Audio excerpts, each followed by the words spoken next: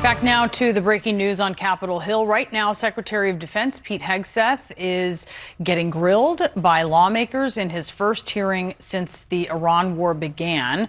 Earlier, the Pentagon said the war has cost roughly $25 billion so far. Democrats confronting the secretary over the price tag, as well as a number of other things. Here's one exchange. Do you know how much it will cost Americans in terms of their increased cost in gas and food over the next year because of the Iran war? I would simply ask you what the cost is of an Iranian nuclear bomb. I'm going to give you that opportunity. I would simply ask you what the... Yeah, you're playing gotcha sir, questions sir, about no, domestic things. I'm not... You're saying it's a gotcha question to ask what it's going to be in terms of the increased cost of gas. Why won't you answer what it costs to prevent Iran from getting a nuclear bomb? I give you that, sir, but let me... What would it cost? What would you pay to ensure Iran doesn't get a nuclear bomb? What would you pay?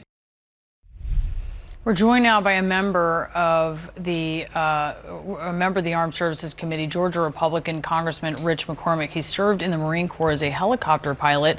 Thank you so much for being with us. Can you talk to us about how you're seeing that price tag?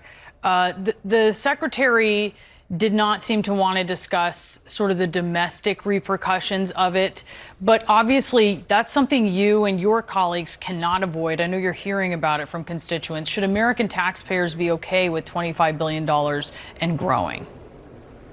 That's less than 3% of the military budget that goes towards keeping Iran from being a nuclear power. I say it's a good investment. Five presidents in a row said that Iran cannot become a nuclear power. It happened to come on Trump's watch that they were going to become a nuclear power and it couldn't be allowed. I mean, if it was Hillary, she said she would invade. We've seen other presidential people say, we're not going to allow that. I just think it was the time to act. I don't think we had a choice in the matter. And on the price of gas and the price of products that are affected by the holdup of everything in the strait, the effect on farmers, what about that? Yeah, I get it. It's going to be an inflationary cost for a short period. Hopefully get to the other side of this very quickly. But once again, imagine the cost of a nuclear-armed Iran. This is a country who said they're going to rain down fire from heaven on the great Satan. Right? It's not just little Israel. They call that the little Satan. We're the great Satan, and they've threatened us literally, seemingly through nuclear armament. And I don't trust an autocratic theocracy with nuclear arms. And I think that would be far more expensive to the American public. But the administration had also assured Americans that their nuclear ambitions were obliterated in Iran with Operation Midnight Hammer. He's now saying to his aides that they need to prepare for an extended blockade of Iran's ports. So I hear you saying that this is temporary, but he's talking about an extended blockade of Iran's ports, which sounds like a very different story than what you're talking about in terms of being temporary. Well, we have a choice. We need to get the nuclear enriched uranium out of Iran. And if they hand it over to us, it allow us access. And I know Putin said he'd help, which kind of makes me laugh because, of course, he'd help. He'd love to get his hands on that.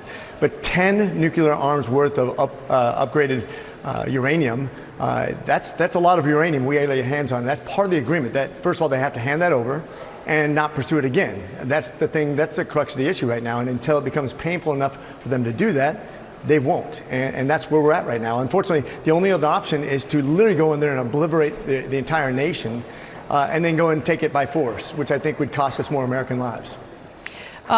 Secretary Hegseth said the biggest adversary we face at this point are the reckless, feckless, and defeatist words of congressional Democrats and some Republicans. He's talking about lawmakers, including veterans of the forever wars who have been raising critical concerns and questions about this war.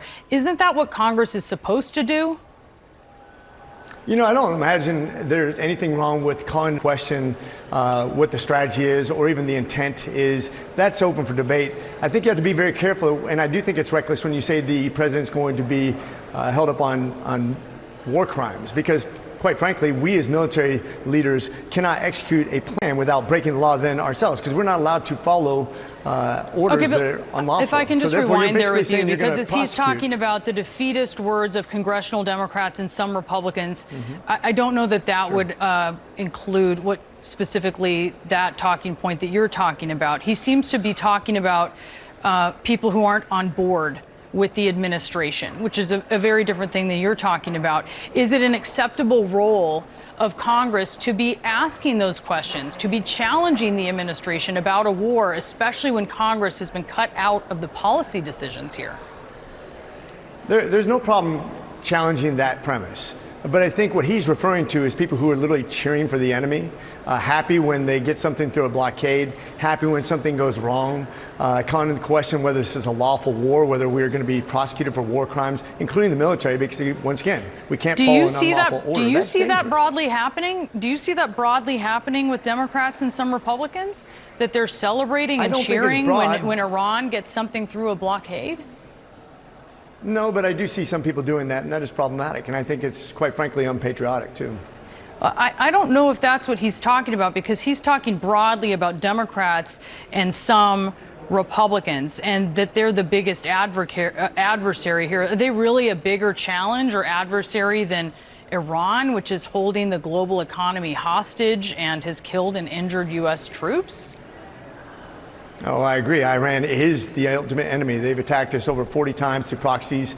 We've lost 1,000 Americans, including 3 Georgians, just 2 years ago when I asked President Biden to actually go after those factories when they fired on our naval ships to sink their Navy. I've been calling for the consistency, whether it's Biden or Trump. I've been very consistent in this policy and its application.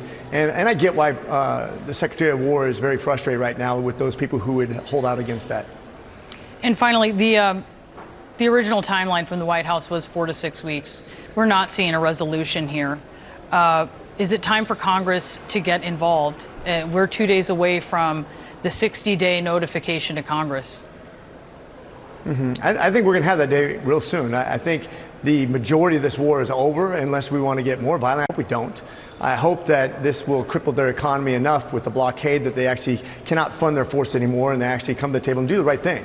Right thing not only for world peace, but for their own people.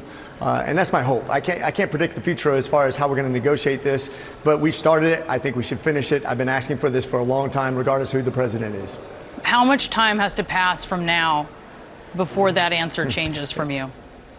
That's a great question. Actually, I want to point out to the American people, for people who are watching, anytime we're a little bit spoiled. I mean, we spent very little as far as we're talking about the capital of American lives and the civilian casualties over there.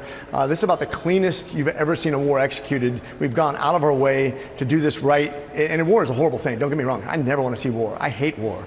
My sons are of age that they can join the Marine Corps right now. I've served. I had friends die in every deployment I've ever been on. I wear a bracelet in honor of people I know.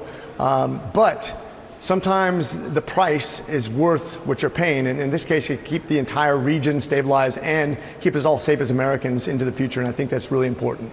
Yeah, I will just say the war isn't over, and we often don't know the cost of the war for years and years afterwards, but I guess we'll see. Congressman Rich McCormick, thank you so much for being with us. Thanks for having me on.